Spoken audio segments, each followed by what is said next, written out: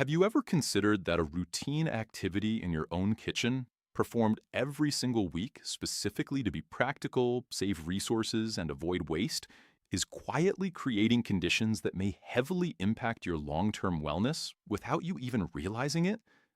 There is a simple habit that millions repeat weekly without a second thought: reheating leftovers. The truth about what happens inside five very specific, common foods the second heat touches them again is something most people go their entire lives without understanding. In the next few minutes, I am going to show you exactly which five foods carry significant risks when reheated, what they transform into internally within your system when you press that button, and why that change connects directly to serious long term wellness challenges that are difficult to overcome. I want to share something today that every single person who cooks at home deserves to know. I have seen too many individuals receive devastating news about their physical health, looking back and wondering why nobody provided this crucial information sooner. I feel a strong responsibility to share this now. It is important to understand that your vital internal systems, including the crucial pancreas, rarely provide an early warning. They often process damage quietly, without significant signals or swelling, while discomfort builds up over months and years of seemingly harmless daily choices. Often, by the time significant signals are felt, the situation has already progressed considerably. This makes understanding these potential risks so critical because it is very likely that at least three of these five foods are sitting in your refrigerator at this exact moment, waiting for tonight's dinner. Let us start with the one that might surprise you the most, because it is something many consider a staple of a busy life. Think about those portions of fried chicken or other crispy items carefully stored after a meal, thinking it is the practical choice not to let them go to waste. What happens the next day? You might quickly place them in a microwave, or perhaps heat a little fresh oil in a pan to restore that desired texture. It is exactly at that moment that you initiate a physical transformation inside that food that can place significant stress on your internal mechanisms. Here is what almost nobody mentions. Common cooking supports, specifically many widely used plant-derived oils, become highly unstable under heat.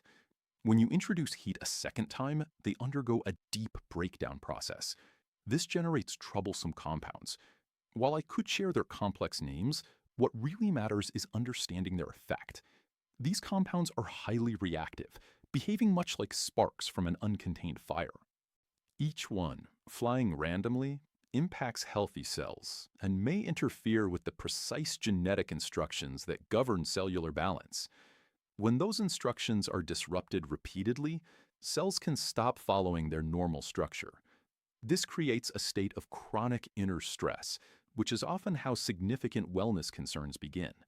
And your central organ, responsible for regulation, the pancreas, is extremely vulnerable to this type of repeated challenge. How many times did you enjoy a reheated fried item just this week? Feel free to reflect on that question. That habit keeps your body in a constant state of low-grade internal tension, as if delicate work was being attempted inside a challenging environment. Eventually, the body struggles to keep up, and this type of chronic inflammation can build until a sudden change in health is noticed. So, how do you protect your long-term vitality? First, a critical suggestion: never reheat previously fried items using more oil. Not fresh, and certainly not the original. Instead, consider utilizing a dry heat environment, like an oven at a moderate temperature, or an air device. Dry heat helps restore the texture without adding new layers of challenging chemistry. Second, regard frying oil as for single use only. Utilizing it once and then discarding it is a simple yet powerful choice that directly supports your long-term wellness. Now, be ready, because the second food on this list is even more surprising than the first. It is something very frequently recommended as highly beneficial and often tops lists of truly great supportive foods. And yet, when heat is introduced again, its internal chemistry changes significantly. Imagine preparing a beautiful portion of leafy greens, like spinach or kale, on a Sunday evening. They look perfect, and you feel genuinely good about supporting your body.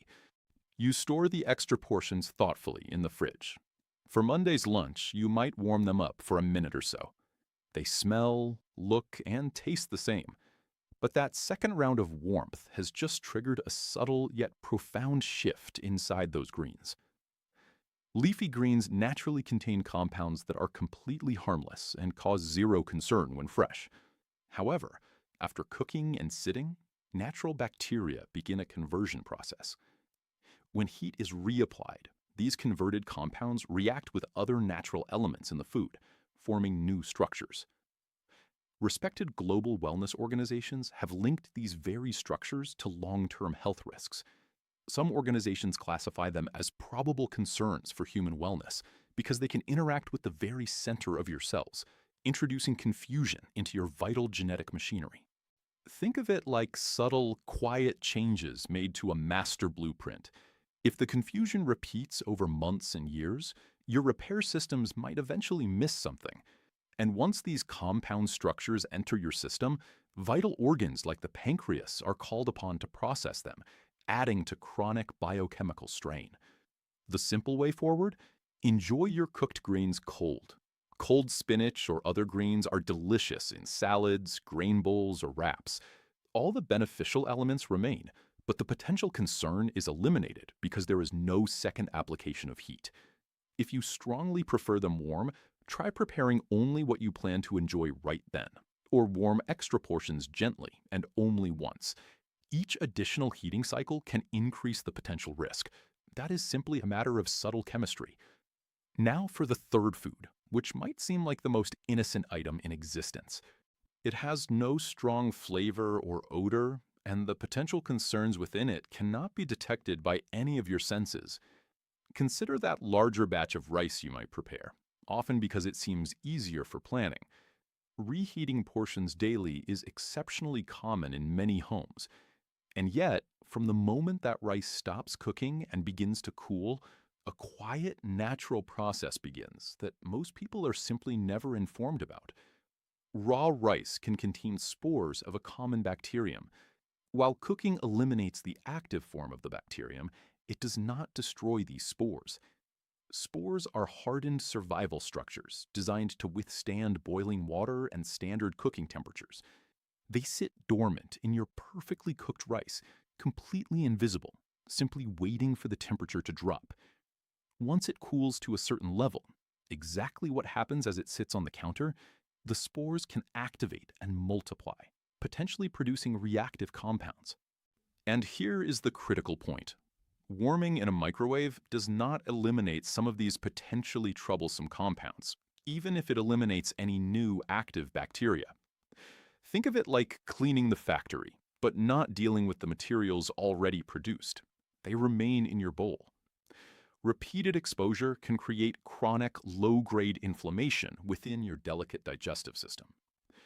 Wellness researchers have clearly established that your digestive system and central regulatory organs like the pancreas are closely linked, sharing vascular pathways and internal signals. How many days has the rice in your refrigerator been sitting there? 1 day, 3 days, or longer? That simple time frame directly impacts the degree of potential concern your body has been quietly processing. The simple way forward is to cool cooked rice quickly after preparation, ideally within 1 hour. Spreading it thinly helps speed this process, limiting the time for spore activation.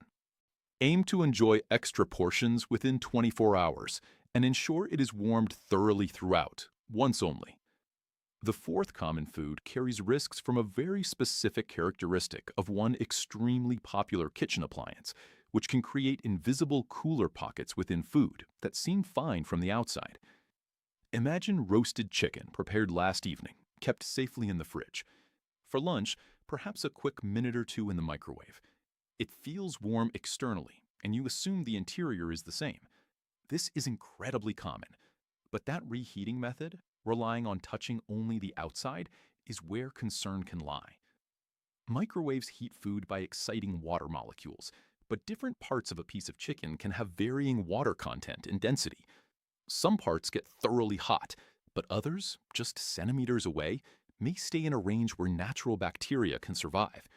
These are hidden cold spots. Two specific bacteria, often naturally present in raw poultry and well known for digestive concern, can survive in these warm, protein-rich cold spots, especially if they were reintroduced after cooking via utensils or hands. Reheating thus becomes like incubation, not elimination. A typical bacterial event from this is not a minor discomfort. It is a full systemic challenge requiring significant internal effort. While that challenge unfolds, vital organs like the pancreas get pulled into the inflammatory response every single time. Moreover, full noticeable concern isn't the only issue. Repeated smaller exposures that go unnoticed can keep your gut in a state of subtle, constant tension that accumulates over years, contributing to conditions the body struggles to manage. Be truly honest.